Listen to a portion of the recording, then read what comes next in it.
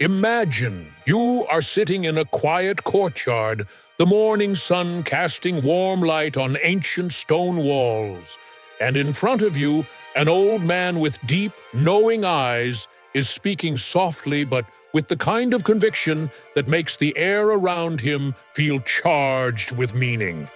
That man is Socrates, not as the marble statues show him, but as he really was: humble clothes, weathered face, and a mind sharper than the finest sword Athens ever forged.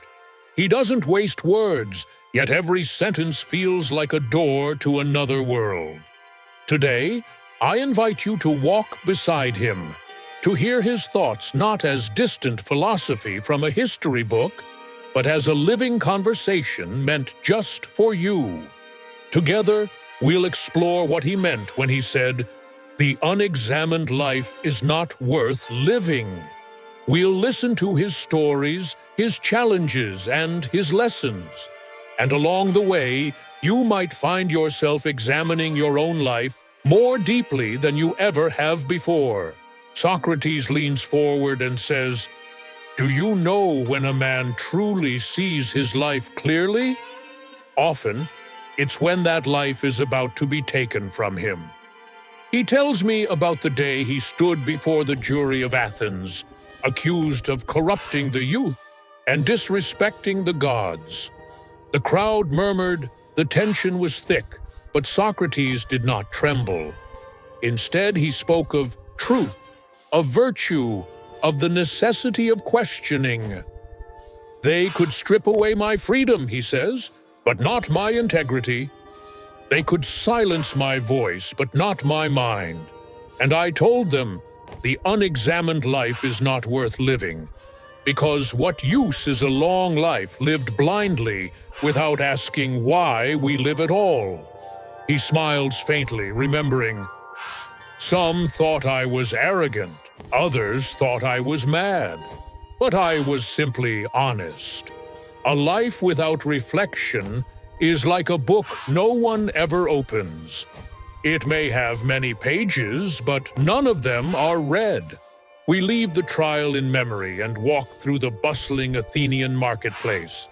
Socrates waves at familiar faces: the potter, the fishmonger, the baker. He stops beside a young man boasting about his wealth. "Tell me," he asks, "how much is enough for you to be happy?" The young man stumbles over his answer, and Socrates chuckles softly. He turns to me. "We all have our own version of this young man inside us.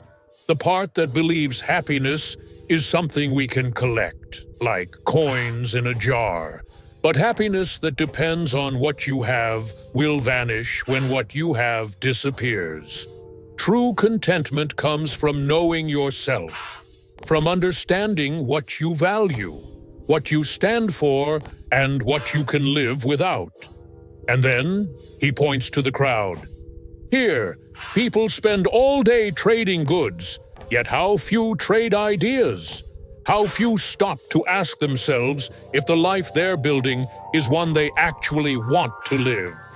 We measure wealth in silver, but the richest life is measured in awareness." Later, in the quiet shade of an olive tree, Socrates tells me a story about a man who avoided his reflection for years. He feared what he would see, Socrates explains, because deep down, he knew he had been living against his own values. He pauses, looking directly at me. "Most people are not afraid of death. They are afraid of truly knowing themselves.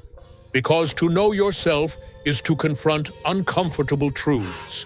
The promises you've broken, the time you've wasted, the dreams you've buried. But here's the beauty. Once you see these things clearly, you are free to change them." He leans closer. "The examined life is not a perfect life. It is an honest life. And honesty with oneself is the root of all growth." Socrates says there are 3 questions he asks himself every day. 1. Am I living in alignment with my values? 2. Am I growing wiser than I was yesterday? 3. Am I making choices I will not regret on my final day? He explains that these questions are not just for scholars or philosophers. They are for anyone who wants to live awake. Life moves quickly, he says. We think we have endless days, but our time is like sand slipping through open fingers. Reflection slows the flow. It allows you to choose how you spend your grains of sand. We walk through the hills outside Athens, and Socrates gestures to the horizon. Look at the sun, he says. It rises without asking permission. It sets without asking forgiveness. It spends its time only on what it is here to do. Then he looks back at me. How much of your time is spent on what you are here to do? We fill our days with tasks, but how many of them truly matter? To live examined means to place your energy where your values live, and to let go of what drains you without purpose. He tells of a friend who spent his life chasing political power, only to admit on his deathbed that he had missed the joy of watching his children grow. Do not wait until the end to realize what was worth your time, Socrates says. Examine now. Choose now. Socrates acknowledges that examining your life can be uncomfortable. It may reveal that you need to let go of certain relationships, ambitions, or habits. But think of the alternative, he says. To ignore what you know in your heart is wrong is to live in quiet betrayal of yourself. He tells a story of a soldier who, after reflecting deeply, left the army to become a teacher. Many mocked him, saying he wasted his training. But years later, that man's students became leaders, healers, thinkers.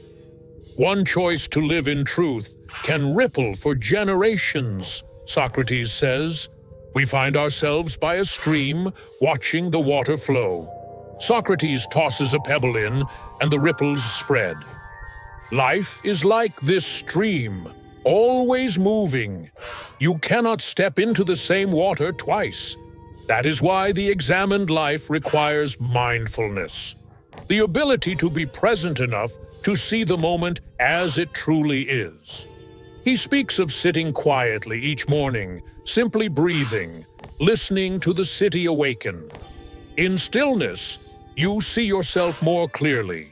And when you see yourself clearly, you make choices that align with your true nature. As the sun sets, Socrates turns to me with one final message. Do not mistake an examined life for a perfect life. You will make mistakes. You will face challenges. But if you live awake, if you continually turn the mirror toward yourself and act on what you see, you will live with integrity, and when your time comes, you will not fear the end. He smiles, eyes filled with quiet certainty. Begin tonight. Ask yourself, what do I value most? Where am I drifting from that path? And what small step can I take tomorrow to return to it?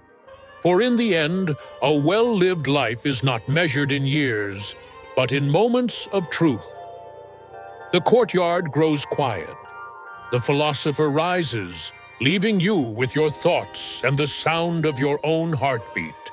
Perhaps for the first time, truly heard. Thank you for taking this time to reflect with me today. If this message spoke to you, I invite you to continue the journey. Here, you'll find more timeless wisdom and life lessons to help you live with clarity and purpose. Choose your next step and keep walking the examined path.